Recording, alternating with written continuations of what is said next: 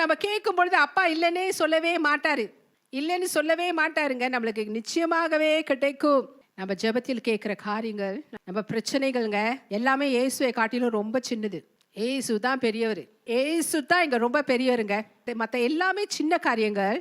நிச்சயமாகவே இயேசுவோடு கூட, அவரோட கூட அவர் நமக்கு கொடுப்பார். ஆமென், ஹல்லேலூயா. சோ இங்க உங்களுடைய மதிப்பை நீங்க பாருங்க பிரியமானவர்களே. தேவன் எவ்வளவான மதிப்பை உங்க மேல வச்சிருக்கிறாரு. அவருடைய குமாரனே உங்களுக்காக அனுப்பினார். பிரியமானவர்களே, தேவன் உங்க மேல வச்சிருக்கிற அன்பு விசேஷமானதுங்க. இந்த அன்பை நீங்க எப்பொழுதும் நம்பிக்கொண்டே இருங்க.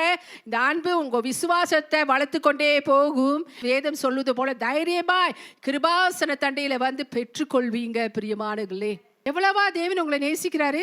இயேசு உங்களுக்காக மரித்தாருங்க. பிதாவாகிய தேவனுக்கு எப்படிப்பட்டவர் தெரியுங்களா? நேச குமாரனுங்க. தேவன் நேசித்த பிள்ளை இயேசு. அதே காட்டுது தேவன் உங்களை எவ்வளவா நேசிக்கிறாருன்னு.